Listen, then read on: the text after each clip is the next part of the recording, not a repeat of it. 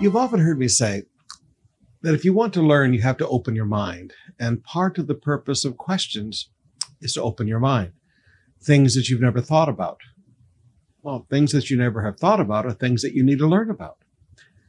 When you sit down and read the Bible, you don't just read the Bible as God's word. You read the Bible with questions, as if you are in a conversation with God. You often hear me say that I put question marks next to things in my Bible. In our text today, let me share with you a few of the questions that I have marked in my Bible. Now, sometimes I get the answers to these questions very quickly. Sometimes it's a few years. Some things I'm just learning about now that I put question marks in my Bible 30, 40 years ago. But it's all about learning to start with a question. So let me give you some of the questions that I have in our devotional reading today. First of all, 2 Chronicles chapter 3, verses 1 and 2. The scripture says that Solomon began construction in midspring during the 4th year of Solomon's reign. Now, I ask the question, why did Solomon wait 4 years to begin construction of the temple? He owned the property. They already had control of the property. David had set aside all the money. David had put aside most of the building materials, the gold, everything was ready. David even gave Solomon the plan. All the plans were given to David by God. I mean, God showed him exactly how to build the temple. And he passed those plans on to his son Solomon. So here's the plans, here's the materials, here's the land. Why did Solomon wait 4 years to start construction? You say, well, Pastor, what's the answer? I have no idea. But I have a question. And one day I'll have an understanding. Here's the second question. And this is a question that really came out reading the New Living Translation. In 2 Chronicles chapter 3, verse 8, it said, he made the most holy place. This is the Holy of Holies where the Ark of the Covenant was. 30 feet wide, corresponding to the width of the temple, and 30 feet deep. So the Holy of Holies is a square 30 feet by 30 feet. And he overlaid its interior with 23 tons of fine gold. Now, can you imagine?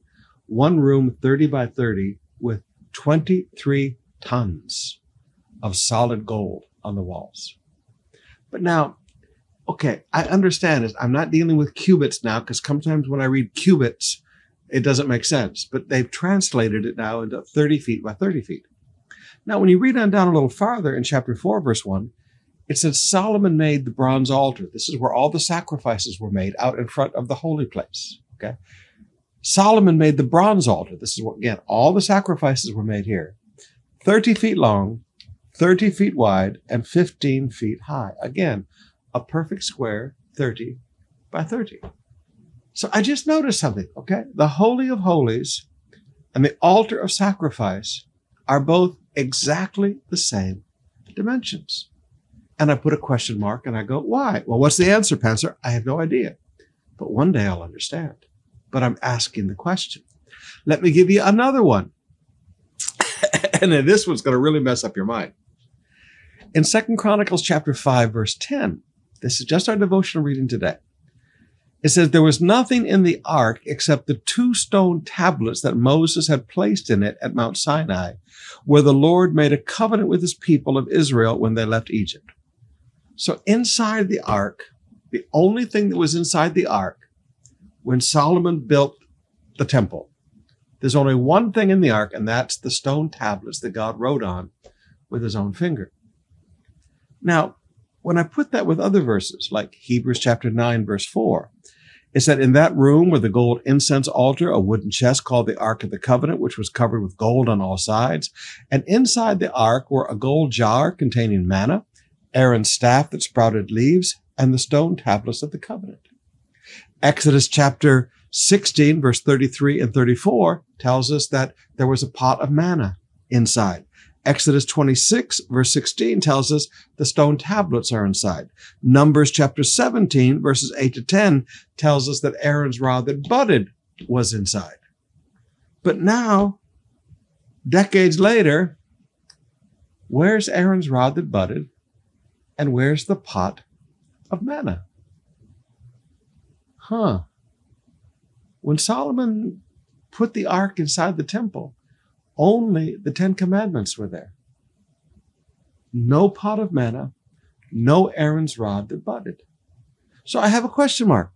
What happened to Aaron's rod? And what happened to the pot of manna? Say, oh, Pastor, you're messing up my brain today. Well, let me give you one more. Where is the Ark of the Covenant today? Now, I know there's lots of conspiracy theories out there. And, it's hidden underground, or it's in Ethiopia, or it's here, or it's there. Let me just give you a simple verse. And this has always been good for me, because I always have asked the question, where's the Ark of the Covenant today? This thing that is so important to the Jewish people. Where is the Ark of the Covenant today?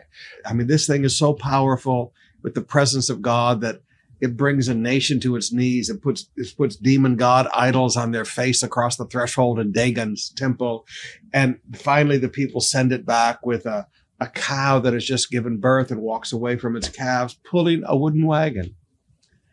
Where is the Ark of the Covenant today? Revelation 11, verse 19. Then in heaven, the temple of God was opened, and the Ark of his covenant could be inside the temple. Lightning flashed and thunder crashed and roared, and there was an earthquake and a terrible hailstone. Now notice, the Ark of his covenant was seen inside the temple. Remember, there's an earthly temple and there's a heavenly temple. And inside the heavenly temple, I believe God took away the Ark. I believe that God just took the Ark up to heaven. It's so sacred. It's such a manifestation of his presence. And one day when we get to heaven, we will see this ancient Ark. So all I wanted to do today was teach you to ask questions. And I gave you one answer. Where's the Ark of the Covenant today? Revelation 11:19. It's inside the temple in heaven. But you know what? I would have never found that answer if I had not asked the question. I would have just read right by that verse in Revelation 11:19. When you have questions in your mind, as you read the words of God, you get answers.